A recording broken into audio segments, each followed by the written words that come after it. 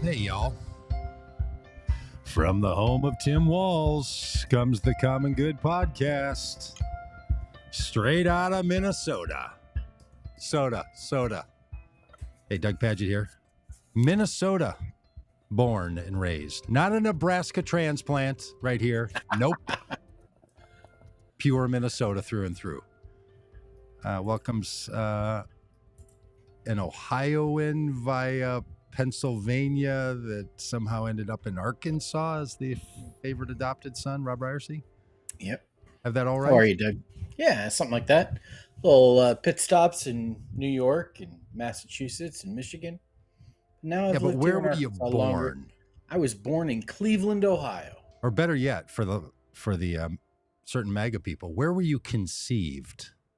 I don't know the answer to that, and I don't think I want to know the answer. Where did your life begin, Rob? I mean, if you think it began there, you should probably mark that on people's birth certificates. Hey, Tim Walz, governor of Minnesota. Yeah. Tapped by Kamala Harris. Yeah. Who I'm becoming an increasingly just glowing fan of. I'm back to my fandom of 2020. I just think so highly of her right now. Yeah.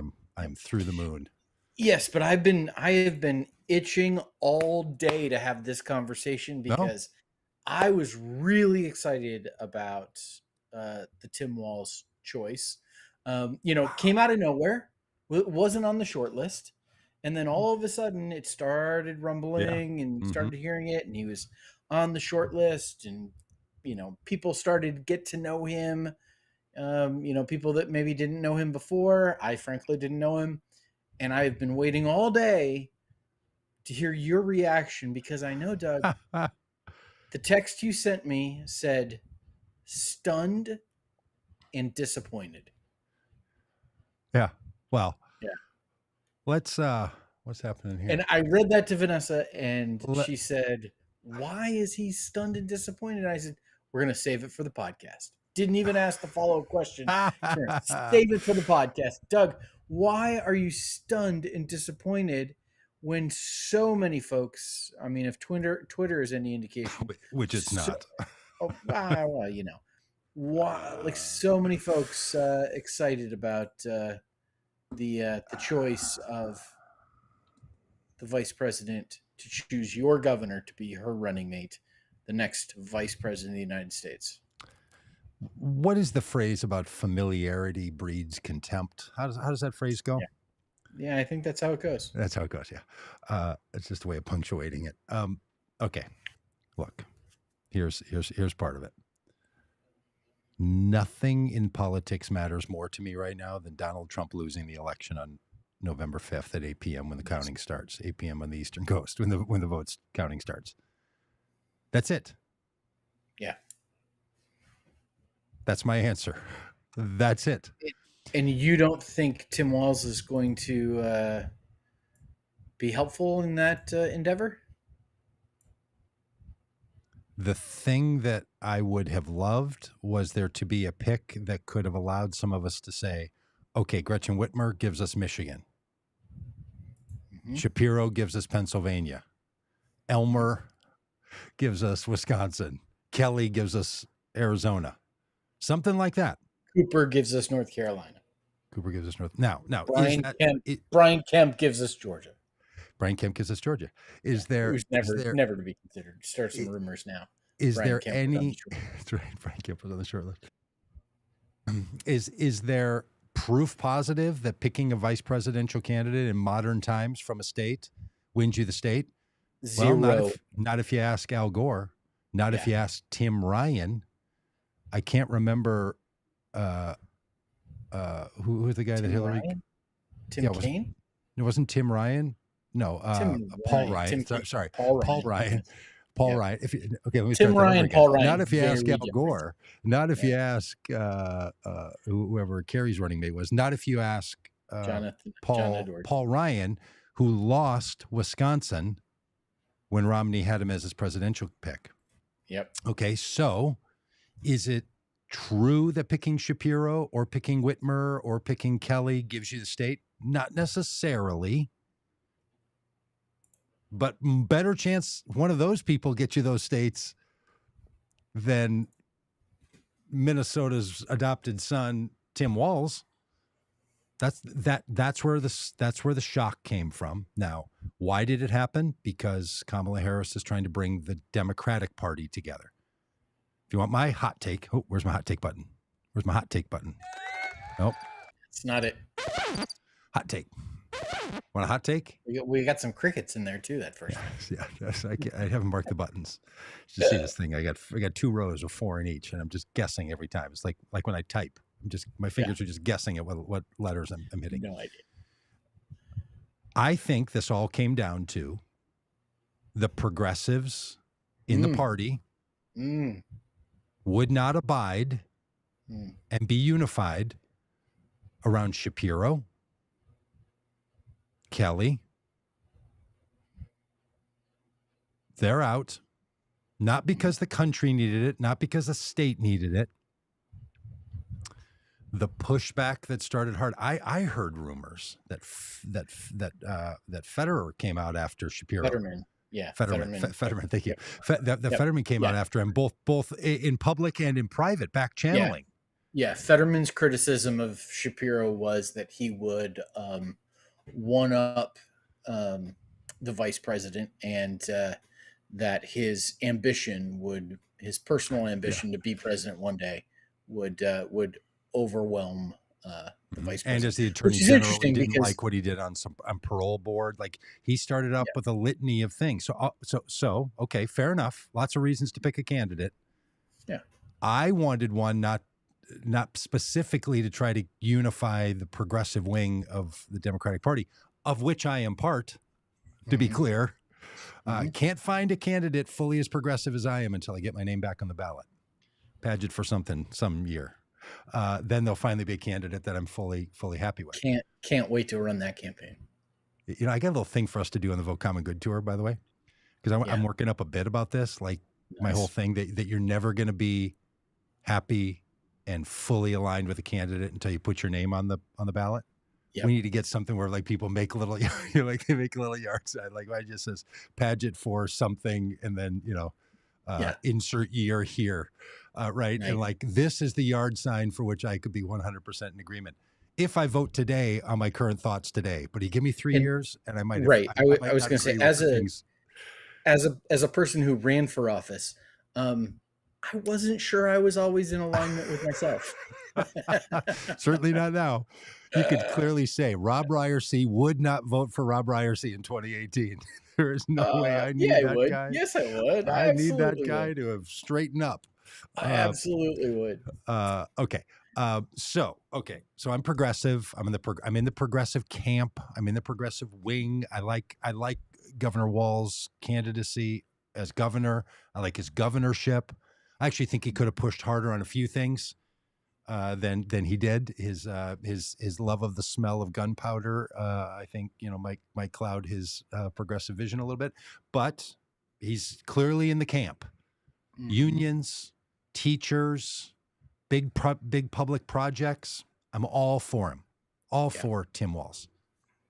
Is he the right person to be the vice presidential candidate to Kamala Harris? Is he the right person to be the vice president for President Kamala Harris? She believes so I agree. Is he the best one to make sure she becomes the president? I feel like picking somebody that could at least give you a state would have been a better idea. So that's it. That's my just pure electoral politics. Yeah. I did have a friend this morning text me a picture of himself with Tim Walz. Okay. And it made me a little sad that I was unable to text people today a picture that exists of me and you and Josh Shapiro. Yeah, because I got a video. I got a video that we're not going to play. You're all ready to go. Yeah, all ready to go. I don't want the progressives to hate me. I got to bury that video. That's right. Apparently, Josh Shapiro is now unwelcomed in the Democratic Party. Yeah. I think. Okay, Peggy's now sharing her disappointment. Yeah. Okay. I think that Tim Walz brings I have made the case in text and maybe on this podcast, I don't know, that America's ready to take a deep breath, or maybe better said, America's ready to exhale from the breath we've been holding for the last 8 years. Yeah. We have had 8 years of misery. We've had 8 years of clenching. We've had 8 years of angry old men.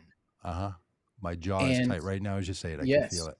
I mean, Donald Trump did that to the country, and frankly, Joe Biden, as a very effective president, has done little to unclench the country. Wow. Unclench the jaw. This is good. This is good material we're working here. We're workshopping this, friends. Yeah. And what Kamala Harris has brought is a breath of fresh air.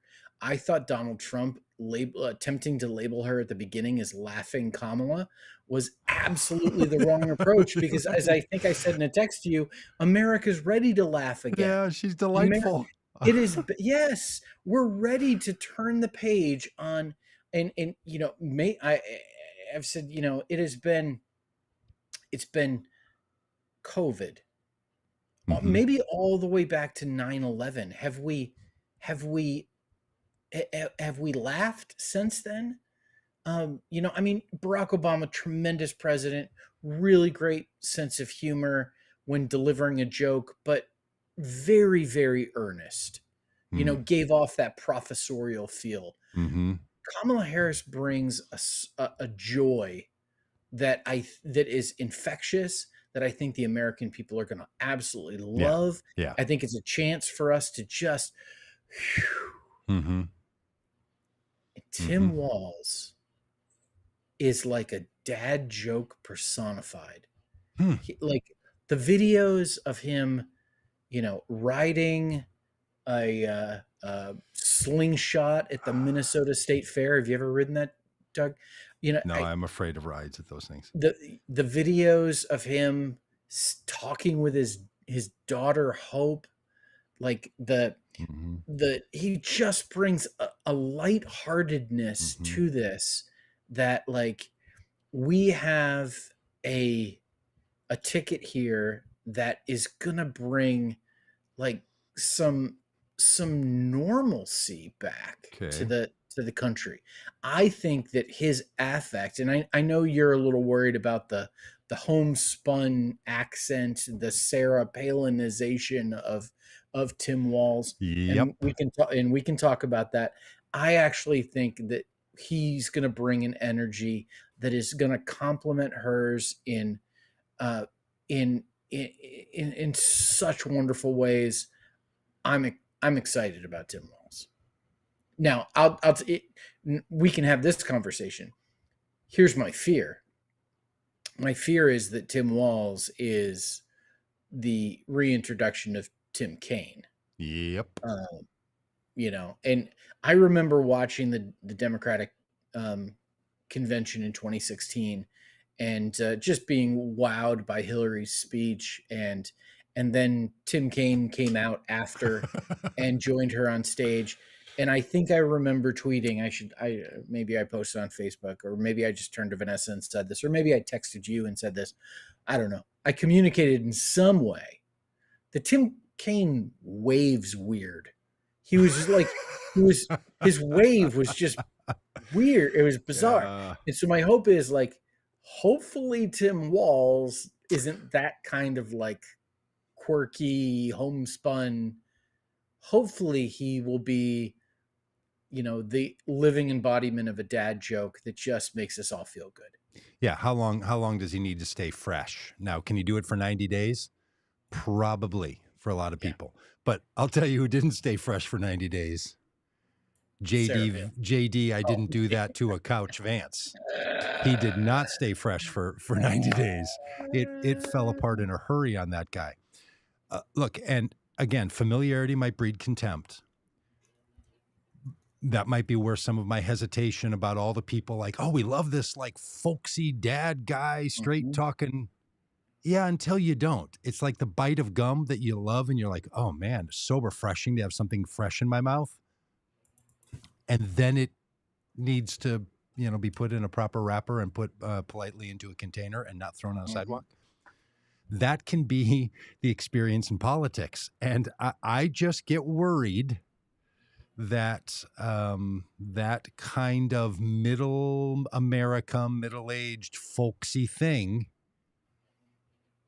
might not bring the pep. Now, politically, if people know or care, and as you and I know, people don't care about political policy at this point. No, they're done with policy.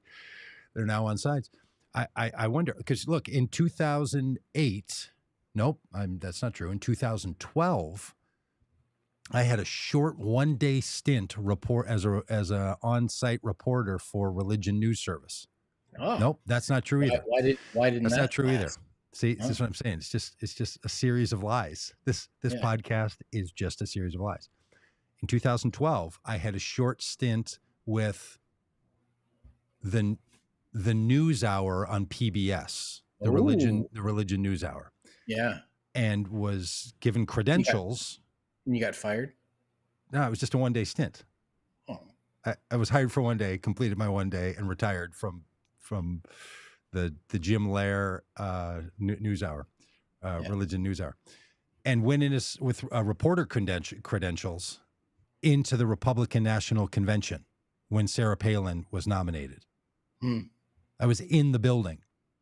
I was sitting right kitty corner from her.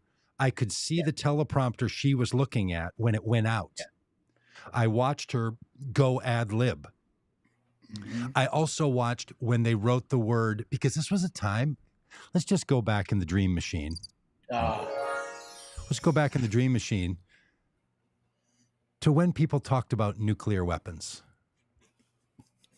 And written across the big, huge teleprompter was the word nuclear, phonetically spelled out. Nuclear. Okay. So I was really close. I was watching her. I was watching everybody in the arena. The prompter goes out. She's on her own. She carries it. It was electric. Now, I could not have disagreed with Sarah Palin more on what she wanted to do, but she did the whole hacky moms and the pit bulls with the lipstick, and people were like, this is, you know how long that lasted? A Saturday Night Live skit. I can see Russia from my house. Now, is Tim Palin? Which she never actually said. Much like J.D. Vance never actually, messed with the couch. But. Exactly.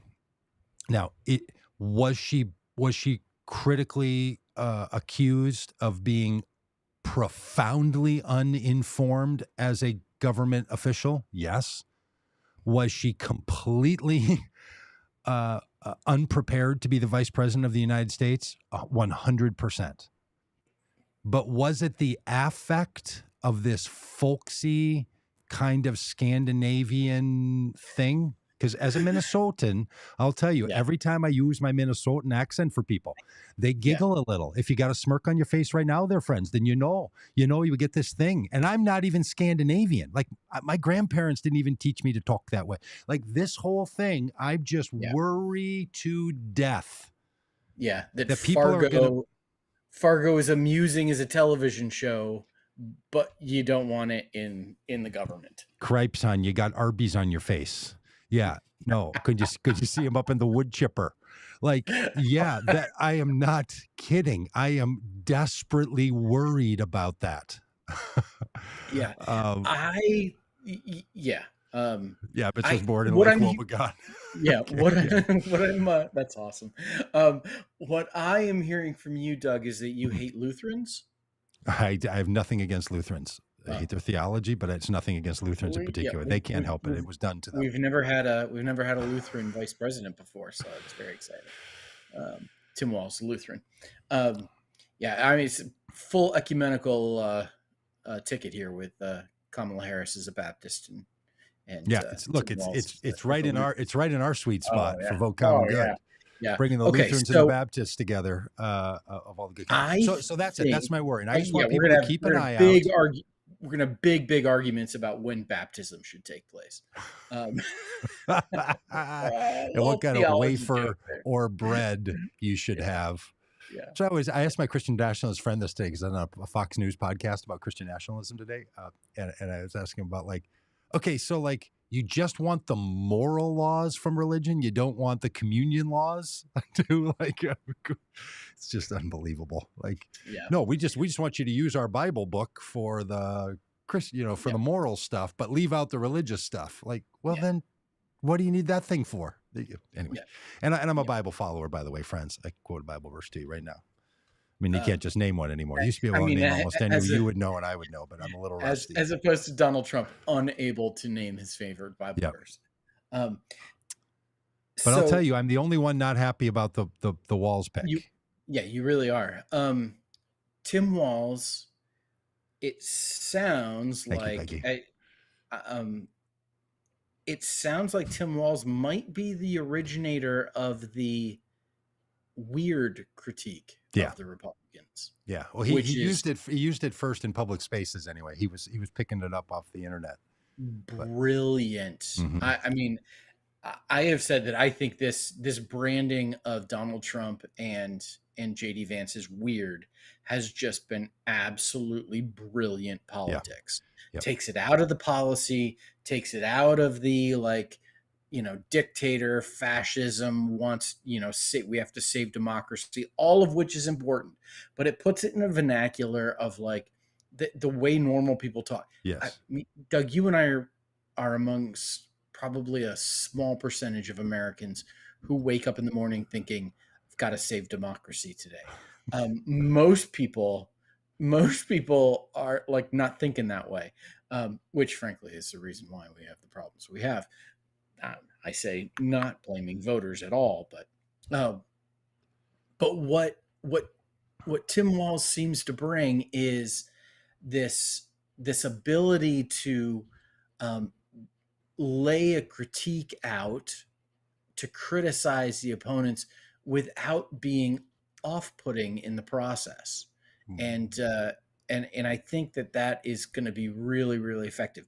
Traditionally, the role of vice president has been to be the pit bull, the one who's going to really go after the presidential nominee. I think Josh Shapiro would have reveled in this, because he talked often, he had this great line, he still does, this great line about how Donald Trump needs to stop shit talking America and, going real strong as in the criticism role.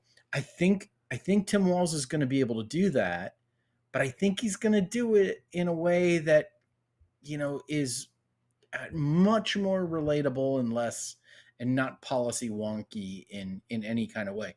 And this comes, tradition of, I have been excited about vice presidential picks back when I was a conservative Republican. I was excited about Bob Dole picking Jack Kemp. Jack Kemp. Remember the good old days? Oh yeah. Kemp with the football in his arm. Yeah. Like this kind of thing. I think that what Tim Walz brings is he's going to bring that criticism.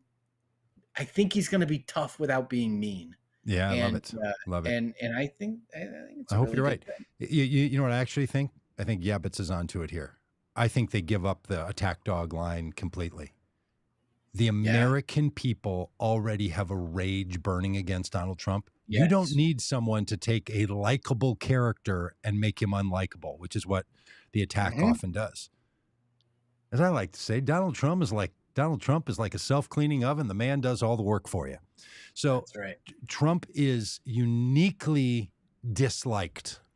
Yes. I don't think Tim Walz needs to come out with an attack. I think they need to lean in. They need to be forceful and all that.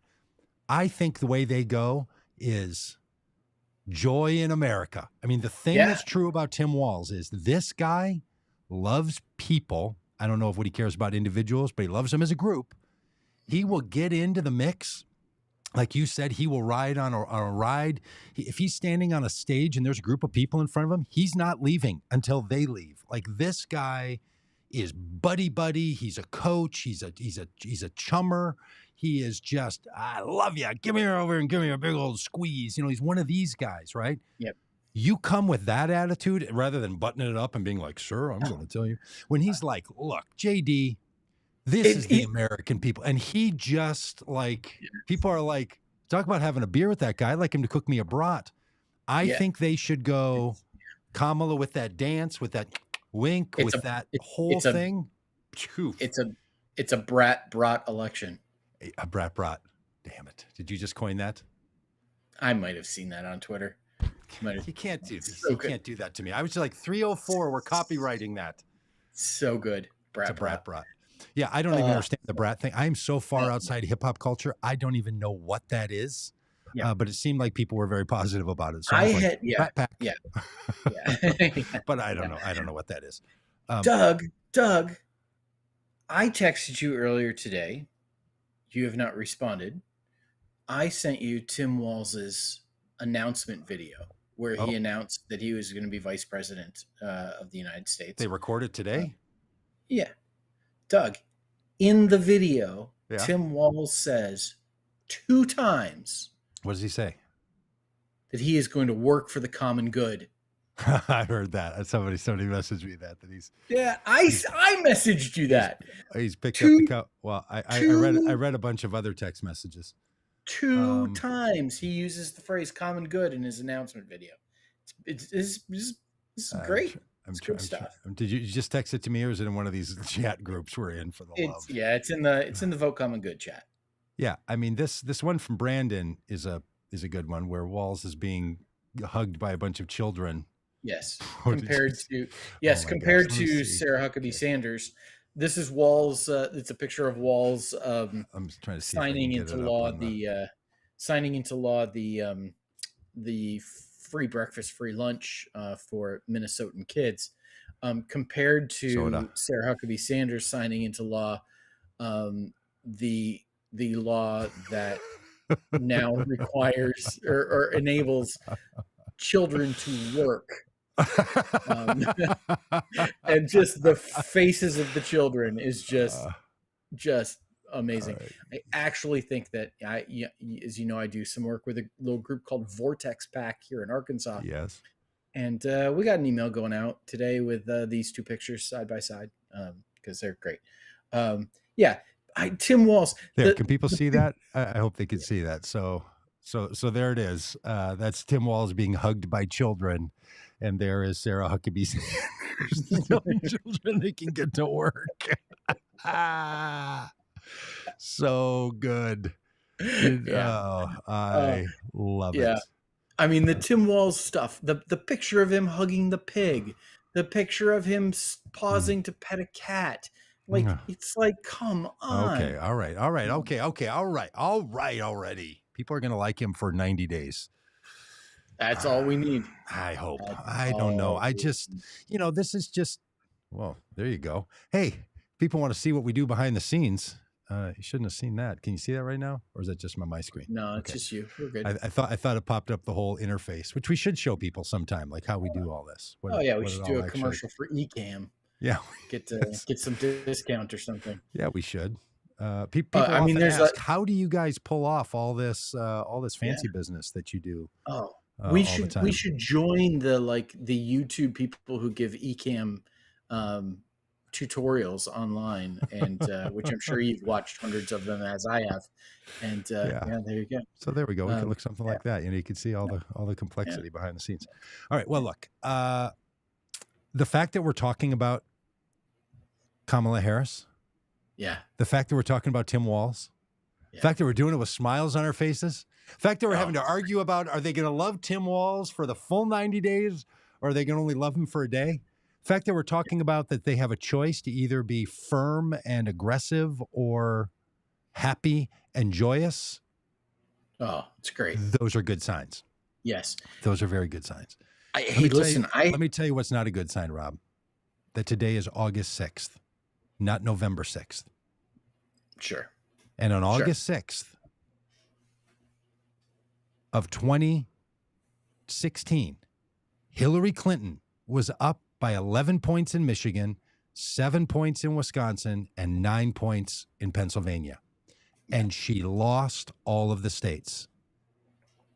Kamala Harris is currently tied in all of those states.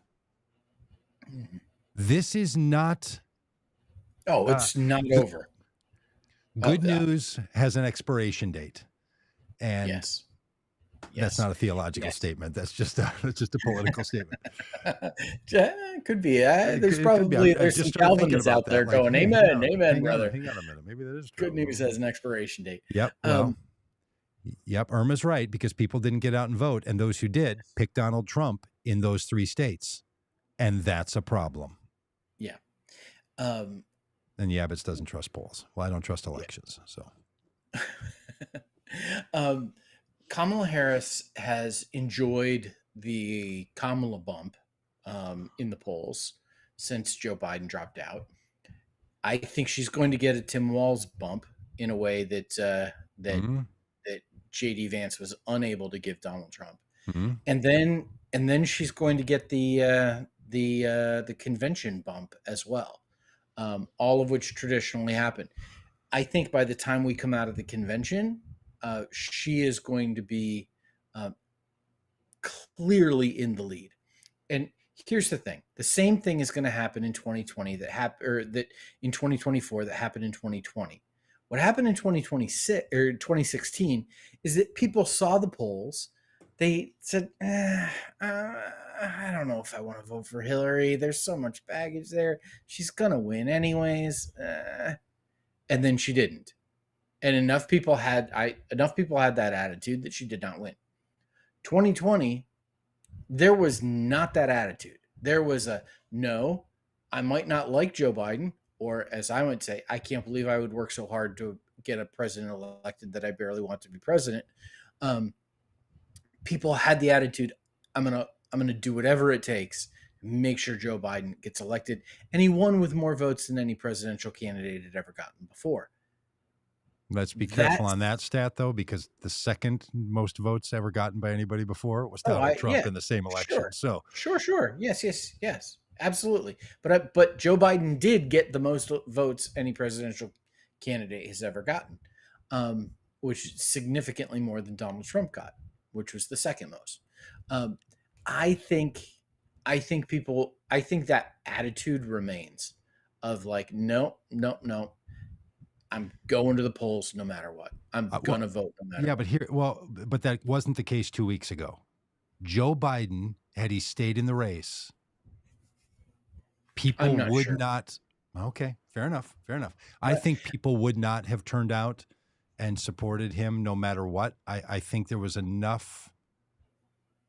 Oh, the angst was deep. That's why he was down in the Trump people were having meetings saying, we're going to get 380 electoral college votes. We're going to win all the states we won last time, and Nevada, Pennsylvania, Wisconsin, Georgia, Arizona. Like, we are making a run for it. Yes. And they very well may have. So this. And listen, Hillary Clinton in 2016, in the last 2 weeks of the election, ignored Wisconsin, ignored Michigan, ignored Pennsylvania, did not go to those states. Kamala Harris is not making that mistake. She's in Pennsylvania today. She's going to be in Michigan, I think, tomorrow. Wisconsin tomorrow. She's already been in Wisconsin. She's been to Georgia. She's been to North Carolina. She is campaigning in all of the key places. Well, Hillary was in those places. Lesson learned from 2016. Hillary was in those places in the spring and summer, and then they pivoted, and I promise not to bring up Robbie Mook since the cease and desist order, but then Robbie Mook, that's a joke, but then Robbie Mook decided to go for Texas and Florida. Kamala's not going to do that. Okay. They're not going to waste time and energy in those places. And it's not always up to the campaign. It's a vibe of the American people. Now, look, Barack Obama. You want to talk vibe? This is, that's another way I've seen this election being described already, is that this is a vibe election, and the Tim Walz pick is a vibe pick. It's the TikTok people. It's the Taylor Swift people. This is a guy that would take his daughter to a Taylor Swift concert. The vibe is there with this ticket. People who go to Taylor Swift concerts aren't old enough to vote. And the ones who do don't need the finest entertainer and musician that humankind has ever known to tell them to. They're already there. All I'm getting at is youth don't win elections. Oh, totally. Never have. I'm with you. Never will. Campaign choices and ad spending only influences the thing that wins election. The thing that wins elections are people voting. Yes. Everything else literally gets people to do the thing. The thing is the thing. There is no second thing. It doesn't matter how much money you spend. It doesn't matter the vibe. It doesn't matter how hard you scribble it in or how much you push the tab out or how much you circle the deal or use your computer thing to punch the screen. How much enthusiasm you have makes touch with the stylus. Touch with the stylus. None of it makes any difference. The one thing that wins elections is people voting. Yes. For one candidate in higher numbers than another. That is it. And all the rest of this, we just have to keep reminding ourselves. Yeah. Got to go vote. Is not the point. It's all to get to the point. Yes. Vote early, vote often. Just not in the same election unless it's this one. Yeah. I heard a theory today from a conservative Republican friend of mine that I wanted to run by you. He made the point to me, and he's a Trump supporter. He made the point to me today that as we were talking about all of this, he said,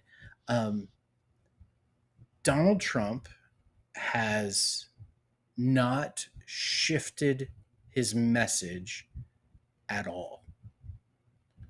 He had the same message in 2016 as he had in 2020, as he had in 2024. Make America great again. And his like that is a theme, and then his overall list of grievances and positions has not shifted, has not changed. Right. And my conservative Republican friend was like, man, when is he going to say something new, say something exciting, say something different? This is a retread of all the same stuff. Fascinating observation from someone who's going to vote for Donald Trump, who's feeling fatigued at his message. And if a Trump supporter, and this is totally anecdotal, if a Trump supporter is feeling fatigue at the message of Donald Trump, how, like the breath of fresh air that the Harris Walz ticket brings, I think it plays even greater amongst folks that are just like, this again? No, I want something new. Well, man, that is a great recognition, and a lot of people think that is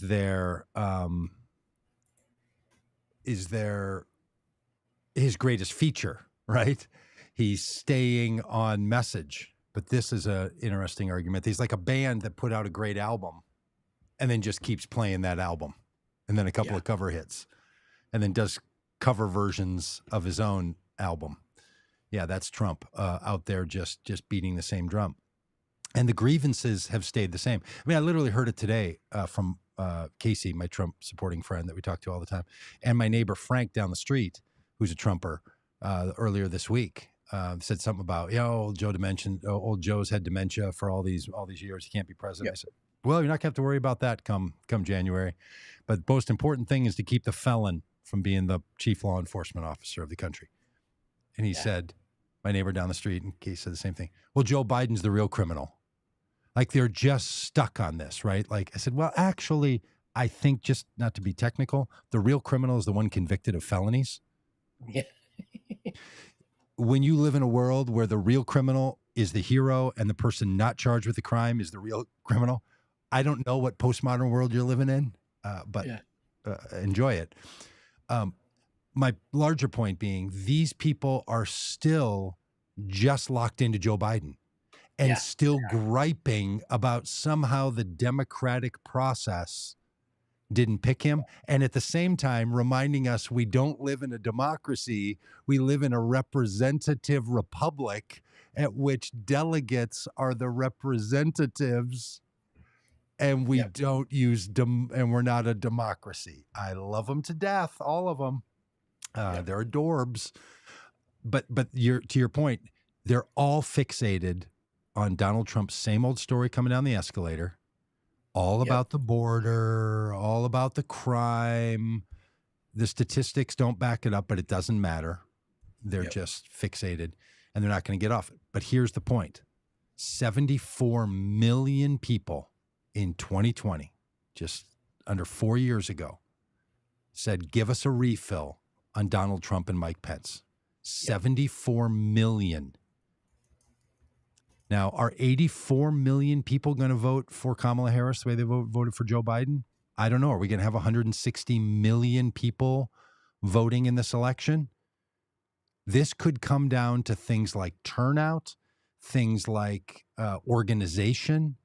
That's what it very well could come down to. I'm not trying to be, a cold bucket of water on Walz, but as the title of this little stream is called, I don't know that Kamala Harris is going to waltz right into the White House because of this pick.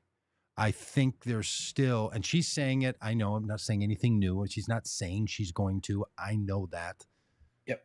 It's not her I'm worried about. Look, if Kamala Harris can be confident of anything, she's going to get Kamala Harris's vote. She's got it. She might even vote early. She's going to get it. There's,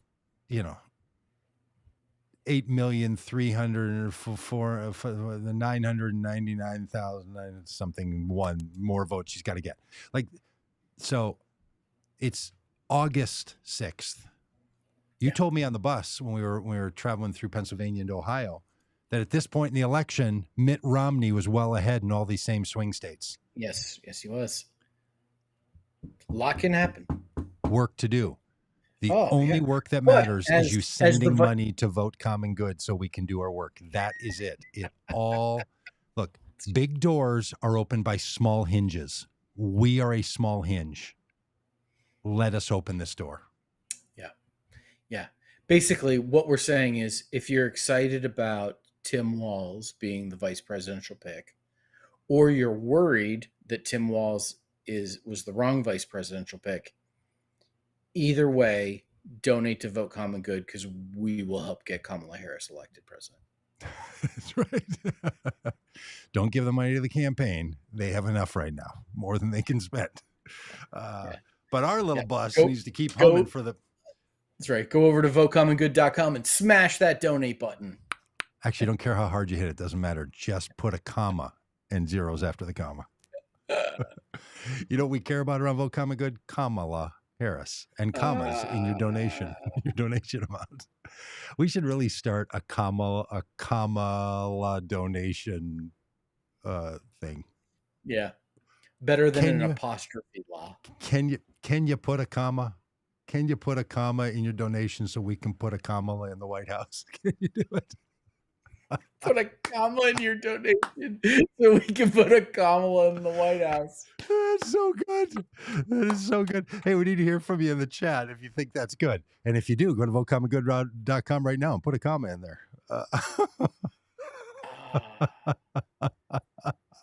So hilarious. Okay, that's funny. All right. What other news we have to talk about? J.D. Vance did not pleasure himself on a couch. Let me just... J.D. Vance did not pleasure himself in couch cushions. I am no J.D. Vance apologist, but the person who made up that rumor has come out and said, yeah, I made that up. That's not in the book.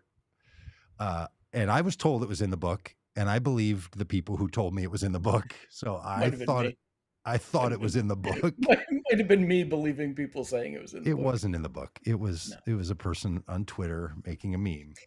But it's the same thing with Sarah Palin saying, I'm going to waltz around that. I'm going to waltz around that decimal point. Nice. Yeah, Vince, that's great. You get a waltz. You can waltz right around it. It's the same thing with the Sarah Palin being tagged with I can see Russia from my house. She never said that, but it was so it's just that thing that sticks. And it, it was believable. And the crazy thing about J.D. Vance is this sticks because it's believable. It's crazy. Doug, Okay, this is a great line. Irma says, "You know what's great? Kamala doesn't have to sell shoes, steaks, shot glasses, flypaper, or fleece orphans, etc., to raise money. That's amazing. She doesn't have to even fantastic. say, send money to my legal defense fund. Do you know how much money I've sent to Kamala Harris's legal defense fund? 0. I don't even know that there is a Harris legal defense fund for Kamala Harris. That's a great one, Irma. Thank you for that. What were you saying, Rob? Have you heard the story about RFK Jr.? With the bear. If folks haven't heard the story, look, if you care about animals, just know sensitive areas are going to be touched in this. I just brought up an article. I'm going to read you a little bit from it. Robert F. Kennedy Jr.'s independent White House bid was buoyed by Democratic Party chaos and dissatisfaction with 2 familiar candidates, but bizarre headlines, a new opponent, and limited cash have left him struggling. The 70-year-old's recent confession about dumping a dead bear in Central Park is just the latest twist to a campaign that is already sagging the polls. Mr. Kennedy seemed determined to test the proposition that there's no such thing as bad publicity. In a move to get ahead of a lengthy profile published on Monday in the New Yorker magazine, he released a video where he discusses an accident involving a bear cub a decade ago and the unlikely series of events that followed. In the video, Mr. Kennedy is speaking to actress and comedian Roseanne Barr, who I say parenthetically I thought she was a Trumper, over a half-eaten meal of takeaway beef ribs. He describes how he watched a nearby car hit and kill a bear cub while on a day trip hunting with a falcon. He said he initially... that should have been the full stop to the story. He said... on a day trip while hunting with a falcon.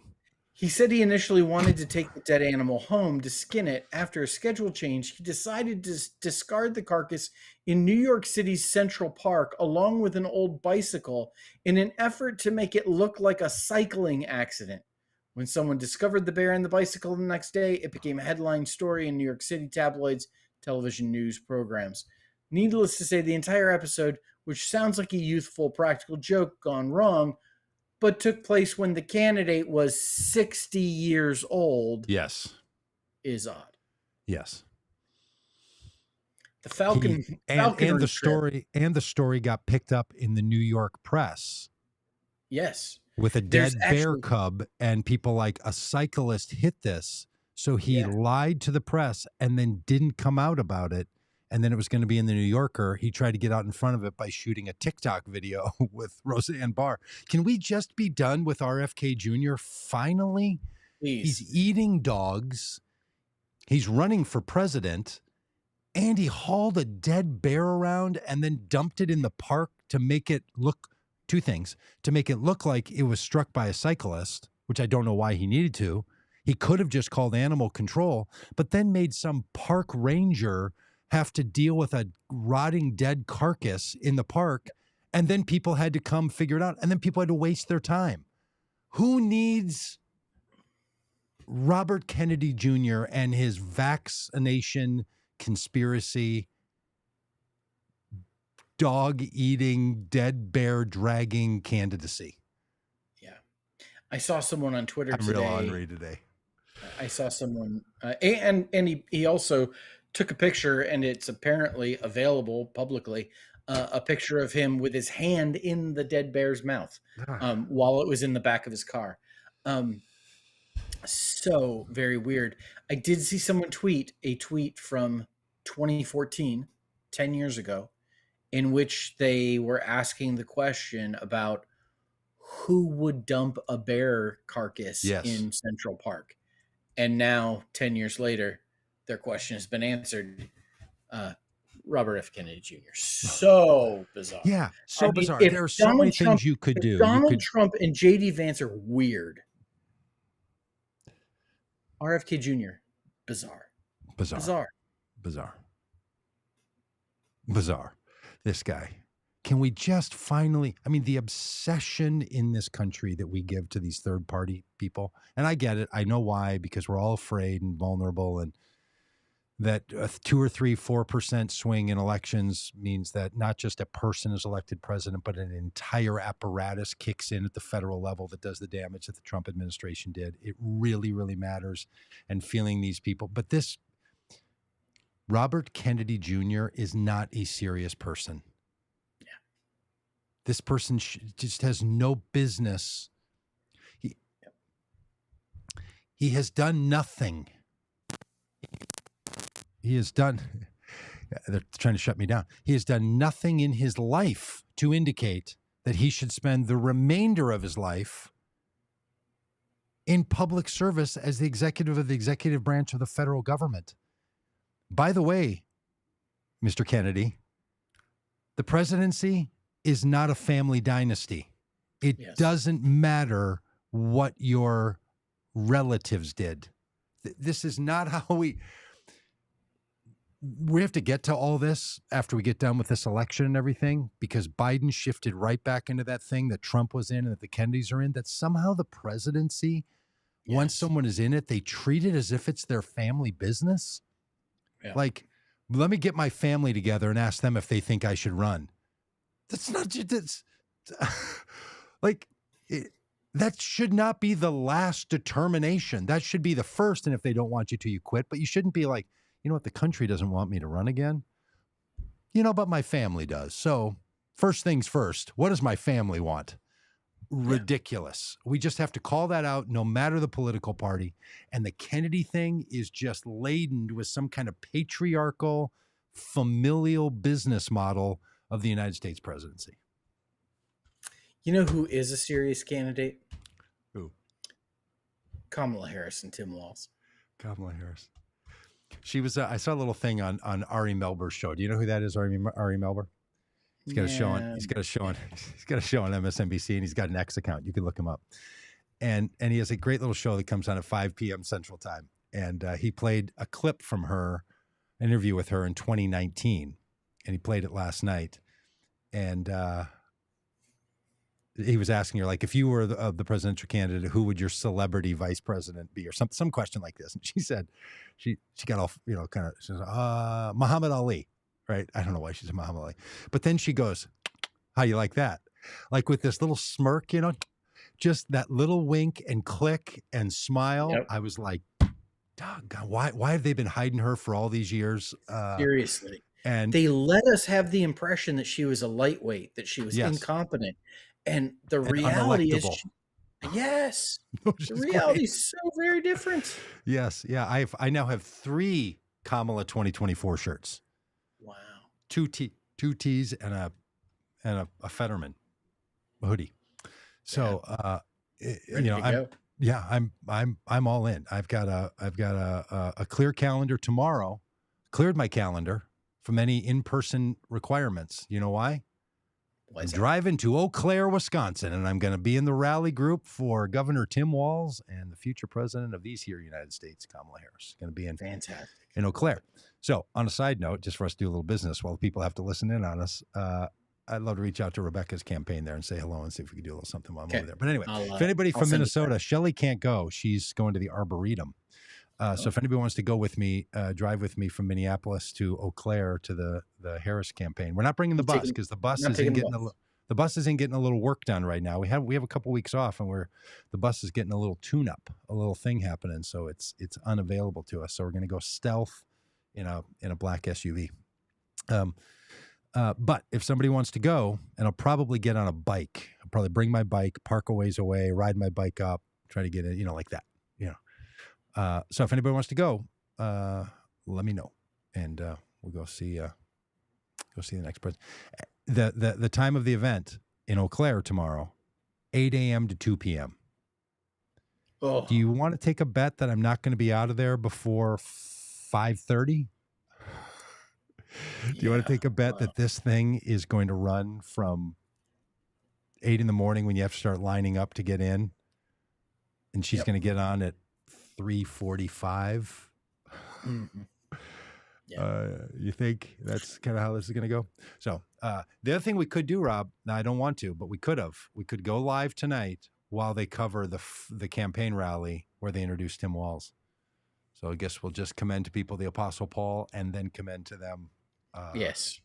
Yeah. And that joke, friends, comes straight out of the Christian nationalism training sessions that we do, the Threat of Christian Nationalism Training, which you can see on our YouTube channel. If you don't watch this currently on YouTube, wish you would.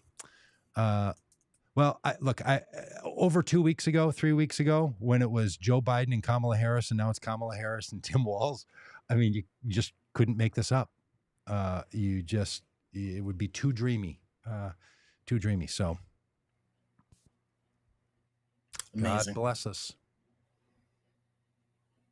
Do a live. I want to see how crowded. Okay, so Peggy, I was going to ask that question. Thanks for that reminder. Friends, if I were to do some live streaming from there here on the YouTube channel and maybe on Facebook, would that be of interest to you? What's going on? Maybe some interviews with some people. Maybe I put a little press thing in my hat and I look like a press. I might actually get a lanyard that says press on it. And because are we not podcast network? Are we not press? How are we not?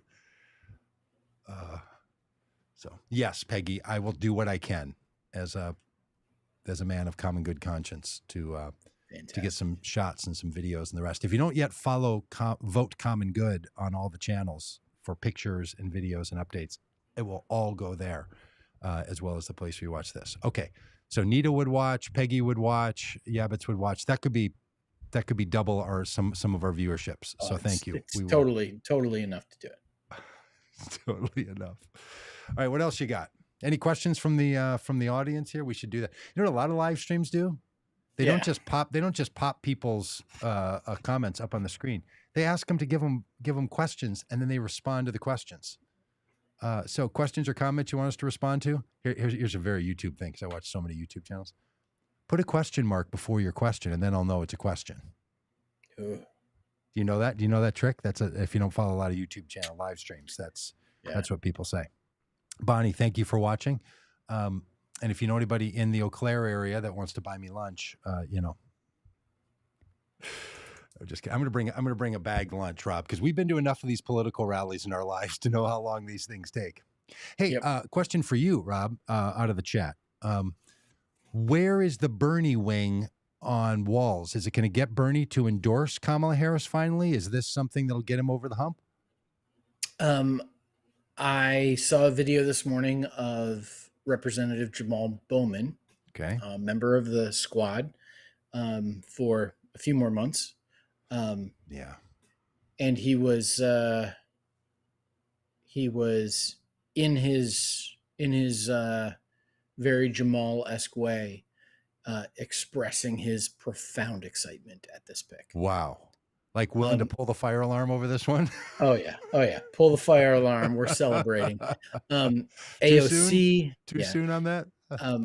AOC tweeted a little joke about the array of the Democratic Party, with both her and Joe Manchin expressing their profound support for Tim Walz. Wow. This is which was funny, because there's always that talk about how the Democrats are in disarray, and she was like, Democrats are in an array.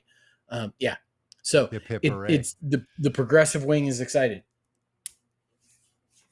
Wasn't my question, but I appreciate that report. Where are we at? Hey, Alex has a question for you. What's your bet? Where are we on the old guy? I don't know. Are we gonna get him? Are we gonna get him? I haven't. Listen. Ever? Are we gonna get Bernie Sanders? Ever since Bernie Democratic presidential candidate. Ever since Bernie Sanders' son yelled at me, I haven't checked in much. On the family. Feelings are hurt. Alex wants to know what you're bringing for your bag lunch. What's your bag lunch of choice, Doug? Well, I will peanut butter and jelly. I will bring a peanut butter and jelly sandwich, and I'll probably have with or without chips. This is a question we need to ask people. Yeah, well, the chips will be in a bag, and then I will put the chips between the two pieces of bread with the peanut butter and jelly, and eat it as a crunch force inside the bread. Yeah, and if you haven't yet tried that, crunchy or creamy peanut butter. Well, I prefer the creamy, but we have a disproportionate amount of crunchy in our house, so I will use crunchy. We'll use the natural stuff that you have to stir up, and we're at that point in it where it's dry. Yeah. It just tears the bread apart. Yeah. Have you tried this? Vanessa introduced me to this a few weeks ago. A saltine cracker. Okay. With a layer of peanut butter. Okay. And a pickle. Oh, did she discover that when she was great with child? I don't know. Seems like a perfect pregnancy bite. Really good. What kind of pickle are we talking here? Are we talking a dill? Are we talking sweet? I don't eat sweet pickles. Ugh. Yeah. A hamburger. Will you go bread and butter pickle? No. Dill only. Dill only. Yeah. Oh yeah. The hamburger dills, that are already sliced. Just lay it on top and. Yeah, with the ridges in it, where they cut it with the little ridges. Is that what you're talking about? Yeah, we'd love to know in the chat too, what people enjoy as far as the pickles go. I'm bread and butter sweet pickle guy. Hey, how long have you and Vanessa been together? Friday is our 28th wedding anniversary.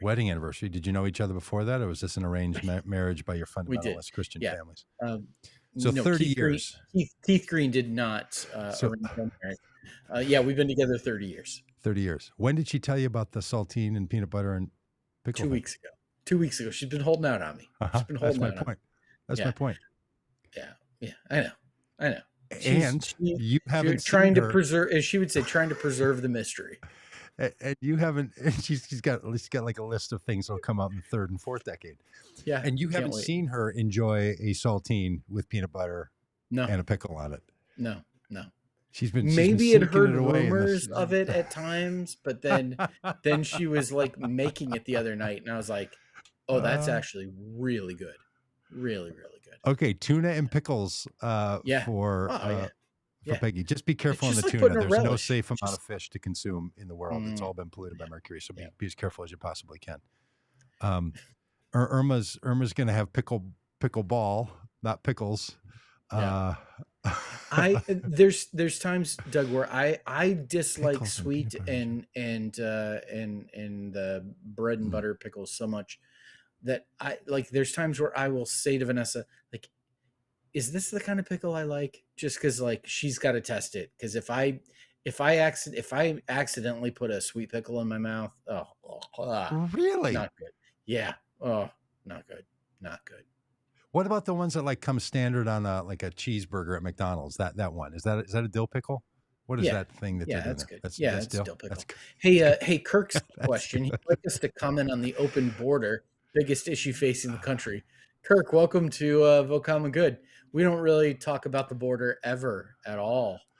Kirk, he's being silly and sassy to you. We spend a lot of time on the border. In fact, we have a whole playlist. We're making a documentary about our experience in the border. Rode bicycles from San Diego, California to Brownsville, Texas, along the U.S.-Mexico border. I've done interviews with Border Patrol, with people living in the towns, with government workers, regular folks, and people running asylum camps and people that have themselves in refugee places. We run entire training sessions on how people can be involved in issues around the border. We've taken candidates for Congress to the border and across the border into Mexico. We'd love to take you, Kirk. Yeah. So next time we're going, we'd love to have you go along with us. So you can find all that in our playlists here on the YouTube channel. I see you're on YouTube, Kirk. So thank you for that. Click on the playlist and you'll see the border and you'll see lots of interviews and conversations. And if you're looking for a way forward in the conversation about immigration, we think we're your best place. So thanks for asking. We appreciate it a lot. Yeah. And do you want to comment on open border? The open borders? You know who has an open border? You know who has an open border? Is a person who's been to the border, crossed the border. You know who's got an open border? Who? Mexico. How do you? What do you mean? Across. Just walked across. And they didn't even ask you who you were. You just walked in. And then what'd you do? Came back. Walked back out. Walked in. I mean, a couple days later. Did a little bit of work. And then walked out. Yeah. Sounds great. Yeah. Do you know who doesn't have an open border? United States of America. Not in Canada. Not on the coast. Not with Mexico. But Kirk, of course, if you've been to the border, you already know that. Excuse us for over-explaining something you obviously know. Yeah. Okay, Aaron honest question here: who in the entire U.S. does not want America to be a great country?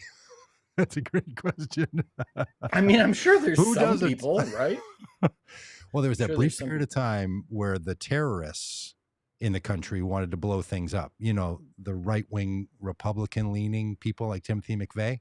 Yeah, those people. And the other terrorists as well. So there are occasionally sometimes when former military people don't want this to be a great country. Or maybe when people assassinate presidents, when Republicans shoot and kill people, that kind of thing. Maybe they don't want. But I get your point. I think we all want to make America great for all, Aaron. Great phrase. And Yabbits wants to know. That's a great last name. Yabbits wants to know when we're going to have a Understanding the Border seminar. Yabbits, we need about $70,000 to finish the documentary. Even better than a seminar is a documentary. So, you know, $70,000 away from you being the producer of executive producer documentary. Yeah, it could be 7 is the number of fulfillment and a 0 and then a comma. Hey, but we do have that seminar. We've done common good immigration trainings. Mm-hmm. We have seminars. There are a dozen or so versions of that seminar on the YouTube channel. So when you go to the playlist, you can see the common good immigration section. We have whole seminars in there. We very similarly designed to the Christian nationalism one. But by the way, newly recognized as America's most sophisticated and thorough Christian nationalism training. We just won the Goody Award. I don't know if y'all know that, but we won the Goody Award for who said that? Who said that? We did. Did somebody say that? Yeah, I did. Yeah. Oh, okay, great. Yeah, I said it on the internet though. And it's true. So now you can tag this in the Wikipedia article about Vote Common Good and about our training. So if somebody wants to go on Wikipedia and update it, this would be the link. The nation's most thorough and trusted Christian nationalism training, as featured on Fox News. People are saying. As featured on Fox News. And in the same playlist, you'll find the ones for common good immigration seminars. Fantastic. You're meeting people who work on the border. You're listening to recordings of people that are trapped on both sides. Learning all sorts of really interesting things. One of my favorite parts about that seminar is the quiz questions that ask people, you know, to the multiple choice. Like, what do you actually know about how all this works? And most people don't know how it actually works. They don't know. But you know what we do owe the world to be true? We should do one right here on YouTube and Facebook, just like we do live presentations. We should just do them here so they show up and people, the internet audience can be the people asking the questions. So Yabbits, we're on it. We will do it. But if you can't wait, if you've got, you know, an hour and a half to spend right now, we should probably go to the theater and watch the Wolverine movie. But if you have 3 hours, do that and then come back and watch the thing we've got. Irma's got a question. Irma's question is, where in the world is Mike Pence? Yeah. I don't know. Is it true that Mike Pence is going to be touring with the Vote Common Good group and saying you don't have to be like these people, but at least be a Republican like me? Is that true? Or are these just rumors? Rob, what do you know? Saying that? What do you know? Is that true? Are people saying that Mike Pence is going to be on the bus? Yeah, Mike Pence is on. I've heard people ask if that's true. And when the congressman was on talking about how Kamala Harris isn't actually black, as a black man saying it, his answer to George Stephanopoulos was, "Look, it's people on the internet are talking about it. That's what makes it news." Mm-hmm. And Stephanopoulos is like, no, that's not what makes it news. You're just saying it. It doesn't make it news. Yeah. Peggy wants to know what's the name of the new song Dan is singing.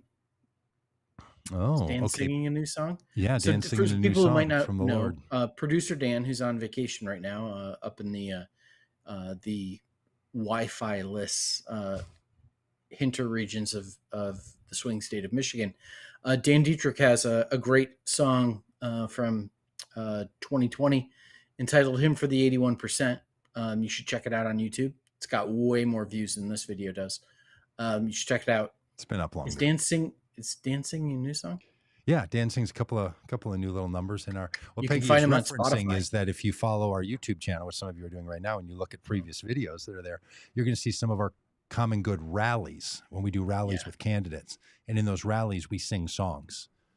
Usually it's just the performers that are singing, but every once in a while you might pick up a Doug or Robb voice in the background singing. And this last batch that went up has 2 additional people that are traveling with us as musicians that both have their own songs that they're sharing. So you may have been confused, Peggy, and we wouldn't blame you for this, if the other 2 people named Joel and Clint you thought was Dan, because they're kind of Dan clones in their own way. But yeah, we do have one called All Will Be Free that Dan starts with at the beginning, and we also do Something's Happening Here, which is not the name of the song, and then Hymn for the 81%. So yeah, a whole set of songs. We're putting together some music. And Clay's song is called Does God, and Joel's song is called Faith of Our Father, Faith of My Fathers. Yes. Yeah. Great song, Faith of My Fathers. Not yet recorded. The only recordings that exist are in the Vote Common Good channel. Hey, friends, let me ask you this one. Tell us in the chat. If we produced cassette tapes with the music on it, would you have interest in the cassettes? Now, it's a dead serious question. I'll just say before you answer too closely, and this video brought to you by this cassette player in my hand right now. Hang on, I'm trying to get it open. There we go. This is a cassette player. There's a stack of cassettes. Oh, I think they're upstairs. This is my cassette player. You might be saying to yourself, Doug, how have you kept that cassette player for all this time? And I'll say to you, oh, I haven't. It just arrived the other day from a special website that you can all go to. It's public. It's called Amazon.com. And you can go there. And this thing not only plays a cassette with a headphone jack, it's also a Bluetooth player. You can play it to your Bluetooth speakers. Cassettes. I'm telling you, they're back. Doug, they are the vinyl of the hipster world. Doug, do you know who undoubtedly has a box of cassette tapes in their attic? Donald Trump. Tim Walz. Tim Walz. Walz. Not Donald Trump. Tim Walz does. He's got a box of cassettes of of REM and maybe a little Queen. He does. Well, I'm telling you, friends, look, you don't need to be on the front edge of anything. No, it doesn't really matter, right? What does it get you? Other than, in short order, you're going to be behind when progress, passes you by. But the movement toward cassettes, especially for independent bands, my heart, is all the rise. Now, it's from a very small number, but more than a 600% increase in the purchase of musical cassette tapes in the last year and a half. Now, that's down from a teeny number, but it's still a lot. But here's why. 600% increase could be 1 to 6. So 1 to 6. It is something like that. So don't overplay it. But cassette players are $29 on Amazon. Cassettes, bands put them out. Here's what people are doing. This is what I think we're going to do with Vote Common Good. You can take a recording, and you're not as concerned about the fidelity level because you're going to put it on a cassette tape. And you can start to create and record. I was going to say, I nearly said burn, which makes me sound like I'm talking about CD. You can record that, a series of music, and then dupe a bunch of tapes very fast, and then give those to people at things or send them out. It's super cheap. And when you finally get the one you like, you finally get your band together, the thing you like, you can set off to a duplicating place, and for about $1.25, you get it in a case, and it's recorded, and there's everything you need. And then you just send those out to people. It's genius. And also for the people that still have those cars around where there's a cassette player in them, and you've been plugging in the cassette thing so you can plug that little adapter into your iPhone or whatever, skip the iPhone altogether. And you just pop a cassette tape in. It's just your childhood all over again. So, all right. Since if we produced Vote Common Good music on cassette tapes, would you be interested? Huh? No. Huh? No. Well, you should be. You can go to Amazon right now and buy one of these. I bet there's going to be a time where you go to votecommongood.com/cassette and you can buy a package deal of a player and the Vote Common Good music on a cassette tape. It's so wonderful. Yeah, but this is right. This is getting weird. And the thing about this cassette player, you can literally play the music right out of it. Look at that, Rob. There's speakers in it. You don't even need something else. And you can then record your own stuff right on top of it. Amazing. Can I read you? Can I read you what Donald Trump posted on Truth Social at 12:59 p.m.? Is he watching this? What else can you do that with? Record onto it and play it through Bluetooth, through headphones, or out of the speakers inside the same player. Probably a video cassette as well. Hey, don't be ridiculous. Those have gone out of fashion. Nobody's ever going to watch those. Here we go. You ready? What are the chances that crooked Joe Biden, the worst president in the history of the U.S., whose presidency was unconstitutionally stolen from him by Kamala, Barack Hussein Obama, crazy Nancy Pelosi, shifty Adam Schiff, crying Chuck Schumer, and others on the lunatic left, crashes the Democrat National Convention and tries to take back the nomination, beginning with challenging me to another debate. He feels he has made a historically tragic mistake by handing over the U.S. presidency, a coup, to the people in the world he most hates, and he wants it back now. I think Donald's not doing well. I don't know that any of this is true, but I heard from some people who went to Mar-a-Lago and have spent a little bit of time with him. You know what he was talking about? Cassette tapes. I thought you were saying pickles and peanut butter. All right. Oh my gosh, we missed it. You know what he was talking about? I'm hungry. Cassette tapes and pickles and peanut butter.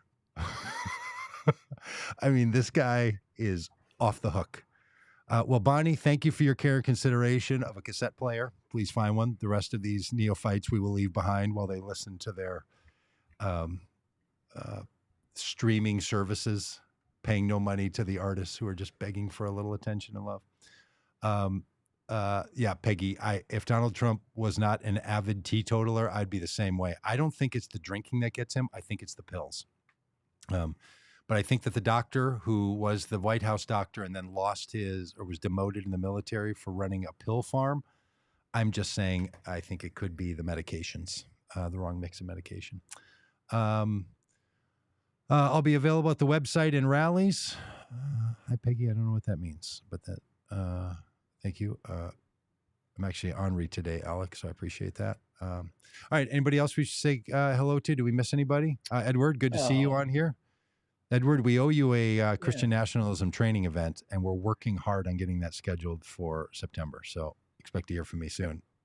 Garcia. Do we miss somebody? Aaron. Okay. Nita. Yeah. Nice little group. To the new people around, Nita and Bonnie and Aaron. Nice to have you all here in the chat. If you're watching on Facebook, thanks. And if you do it over on YouTube, it just makes that algorithm better. Sometimes in life, you just have to choose who you're going to serve. Bob Dylan reminded us of that. Jesus reminds us of that. The Buddha reminds us of that. And so do the algorithms. Are we going to serve the algorithm on Facebook, or are we going to serve the algorithm owned by Google on YouTube? We're going to serve the algorithm with the big G. The monopoly. Yeah. And the only reason is because if I say to you on Facebook, go look up our playlist, there isn't one. But if I say, go look at the playlist on Christian nationalism or on immigration or on cassette tapes, you can find that over on the YouTube channel for this. So we will see you down the road, and we'll be back in a week. And well, I will, will I be live, or will I just record something and post it? I don't know. It depends on what the internet's like when we're out there in the crowds.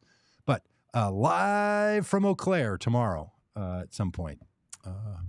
And if you want to go, of course, Doug at votecommongood.com is my email, and you can send me an email. Tell me you want to go, because that wouldn't be creepy. All right. You done, Rob? I'm done. I'm hungry. Gotta go listen to the Eagles. Huh? On cassette. You know Tim Walz has an Eagles cassette in his attic. I thought you were saying because I'm running. I thought you were saying because I'm running on empty, and I didn't see that coming from you. An Eagles reference like that on cassette. You know Tim Walz has a box of Eagles cassettes. Jackson Brown, up in his. Okay, I literally have those. You know. Hey, by the way, we're gonna bring this up. We're not done yet. Oh my heart. Who's older, Tim Walz or Kamala Harris? Tim Walz. Way older. Tim Walz. No, he's only a few 6 months. 6 months older. Who's older, Tim Walz or Brad Pitt? Brad Pitt. Who looks older, Tim Walz or Kamala Harris? Tim Walz. Somehow she's the hip one, and he's the old dad guy. Yeah. Hot dog. Yeah. You know who doesn't have cassettes? Both of them Kamala boomers, Harris. born in 1964. Kamala Harris. Yeah, there's a big debate we're having on the bus, among other things that don't matter.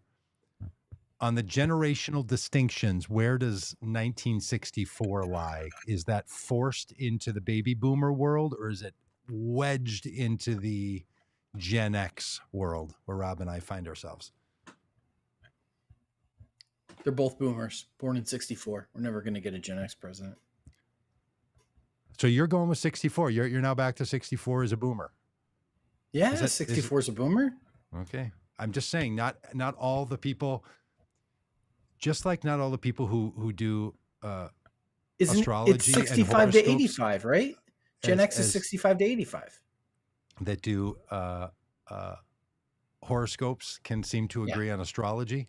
Not all the people with even less scientific backing who do generationalism can seem to agree on, is it 1960, 1962, 1964, 1965? There's some disagreement. Yeah. When we ran an event Edward, I hate to break it to you. You're a boomer. Okay, boomer. Okay, you're a boomer. I don't say so. 20 years is after the end of World War II. When we did an event called the National Reevaluation Forum way back in 1998, and we had a rule about who could come, and it was designed for Gen X, we set it at 1962. Do you know why? We wanted Brian McLaren to be able to come. I was going to say, so Brian McLaren could come? So I'm just saying, people have been fussing with the dates. Yeah. Is now 64 is nearly 20 years of the World War II, is now 58 or so, 65 or so. I don't know what that conversation is, but when did your voice stop cracking? Well, the other morning when I woke up on the bus and I was back to being Peter Brady, it took about 3 hours before it finally came back into shape. Yeah, Kamala Harris is two months shy of Gen X. I did bring up the when they were conceived part of the question, so I think which we don't want to think about. I think she's on the depending on where you are, the political issues. She's either Gen X or baby boomer. And if you meet a hardcore pro-lifer and they call her baby boomers, just say, I cannot believe they call her Gen X. I can't. No, she was conceived as a boomer. Oh, that's right. She'd be conceived of a boomer. And born as a boomer. Is that how conception works? Yeah. It comes before. Yeah, that's right. Okay, we're at 1 hour and 24 minutes, Rob. Let's make this quick. We got to go. I have a child born on September 24th. Okay. Of 64? No. Just saying Christmas Eve. 9 months previous to Christmas Eve. What's 9 months previous to Christmas Eve? No. September 24th, 9 months previous to that. Christmas Eve. I see. So you think babies sit in there for just 9 solid months? Oh yeah. It's exactly 9 months and then they come out. This is fascinating. Absolutely. Because how people deliver babies between 36 and 41 months or weeks. Is that right? We're getting technical. Yeah. I think so. And, normally, not exclusively. And there's 4 months, 4 weeks in a month, and 9 months is 9 times 4, I don't know. which is 36. So how are we pushing 40 weeks if it's 9 months? Because it's never been 9 some of the months. Some of the months have 31 days. It's never been 9 months. Yeah. We say it. We all say it. Pregnancies are 9 months. Just things. They're not. Things we believe that are not typical true. Full-term pregnancy is 40 weeks. Things we believe that are not true. If you had 4 weeks in a month, you'd be a 10. I'm gonna tie this all. I'm gonna tie this all up, Doug. Watch this. Things we believe that are not true. That Sarah Palin said that she could see Russia from her house. That people are pregnant for 9 months. And that J.D. Vance did you know what with a couch. Didn't pleasure himself with a couch.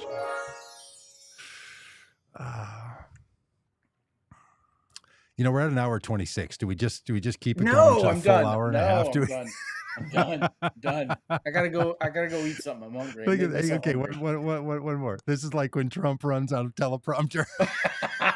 Hey, listen, can I tell you about my good friend well played, Hannibal Lecter? That's well played. Yeah. That's Trump, when he goes off teleprompter, he starts that's right. talking about Hannibal Lecter. Hannibal Lecter and electric vehicles. Because the electric vehicles, that's what the people are bothered about, is that someone who's going to offer you an electrical vehicle is going to make you drive an electric boat, and then it's going to electrocute you. Did you see yesterday where he said that he's now in favor of electric vehicles? I did hear him say for a small sliver, and he couldn't pronounce the word sliver, and then it started saying other things because he started speaking over himself. Yeah. Oh my gosh, I got to be on another Zoom call. See you in a minute. Bye. All right.